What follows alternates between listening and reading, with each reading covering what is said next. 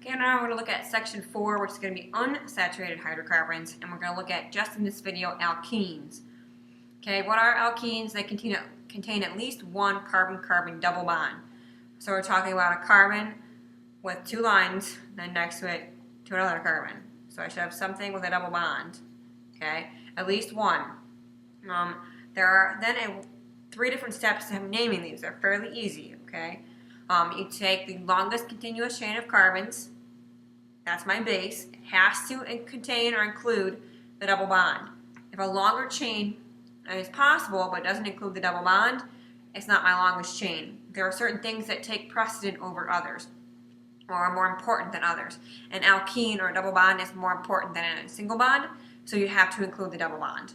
Okay, the location of the double bond is indicated by the number nearest the end of the chain.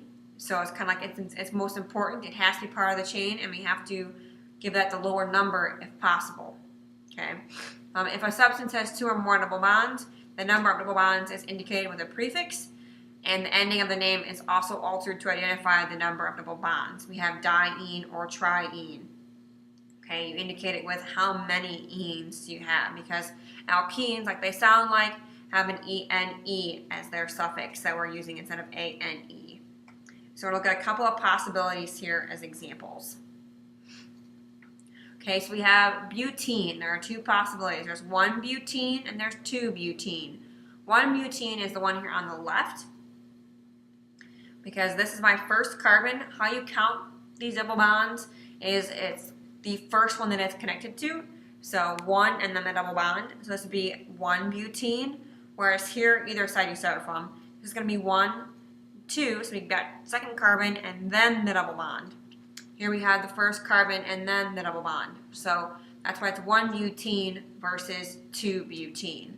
So 4, which is butane or butene, double bond makes it an ene, okay, and then we have the one out in front there, or two out in front, to tell you where that double bond is actually located. All right, we have two more examples as well. I have 2-methylpropene, okay, so I've got the longest group here, and it has to include the double bond. It doesn't matter whether it's up or down, really. I'm going to go this way. Okay, so there's my chain. So I have the double bond here that is part of my main chain, and I want to count. Okay, where is this ene? Okay, well, 1, 2, and it'll be after the first. If I count it down, here's my 1, then this double bond will be off of my second carbon. So I don't want that. So that's not going to work. So this is my number 1 here, which makes it then just an ene. You can put a 1 there if you want to. It could be 2-methyl-1-propene with the 1 there in the middle, but it really doesn't matter if it's a 1. If it's a 1, we tend to assume it's going to be a 1. So you don't have to write it in there, but you sure can if you would like to. And it's 2-methyl because now this methyl group is off of the second carbon, so it's 2-methylpropene. Okay, if you're looking at the other one there, this is an example of one that has 2 double bonds in it, which is the diene. Okay, so I have ene here, and I've got the di, which means 2, and I got to tell me where are those 2 enes off 1 and 4. So it doesn't matter which side I start on for this one, it'll be the same. If I start here, it's 1 double bond, 2, 3. This double bond is off of the 4th carbon. So 1, 4. It's pent because there are 5 carbons here, and then diene, there's 2 enes.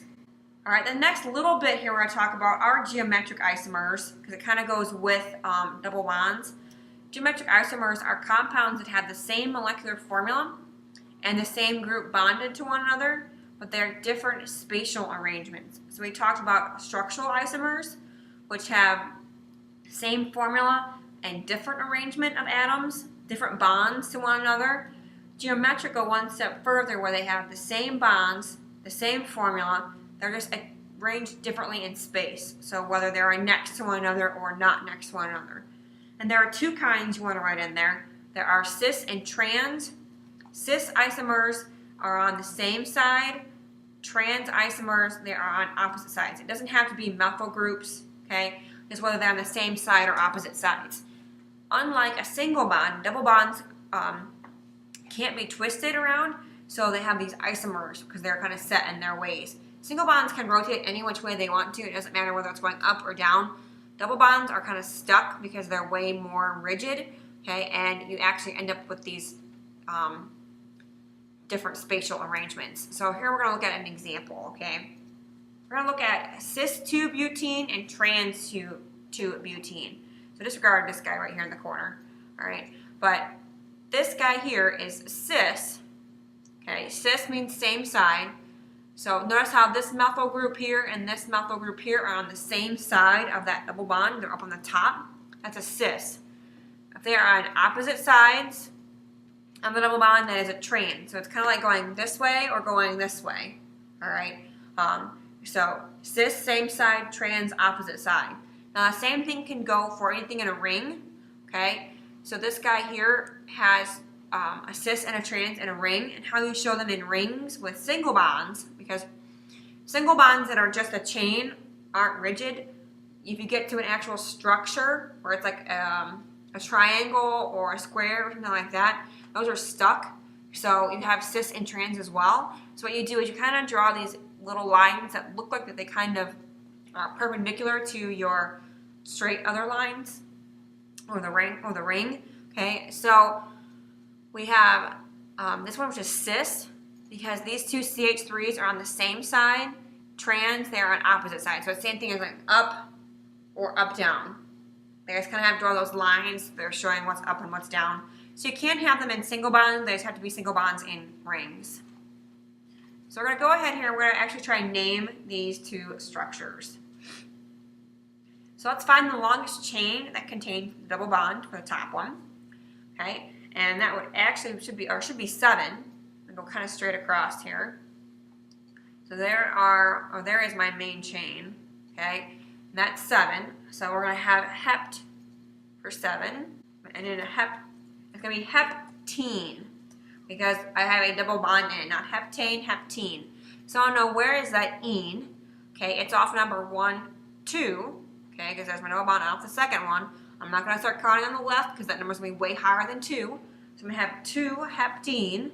So now I'm going to look at the double bond and say, okay, is it cis or trans? Are things on the same side or opposite sides? Well, the H's are both down and the C's are both up, so that would be a cis. So you put cis 2 heptene. And now I name the little methyl group up there up top, and he is off number 4, so it's 4 methyl cis 2 heptene. So go ahead now and let's try the last one. All right, I've got a ring. Okay, and my ring is up 3, so I'm going to be cyclopropane. It's ane this time because there's no double bond in there. That's cyclopropane. Okay, now I've got 2 bromines, which means I have to be dibromo. Now I need to know where are those bromines. Okay, well those bromines are off of numbers 1 and 2. No matter which way you roll it, they're on the same number. They're on ones right next to one another. So 1, 2. We've got 1, 2 dibromocyclopropane. How are those bromines oriented? Well, it's showing me that they are on opposite sides, so it's trans. Trans 1, 2 dibromocyclopropane.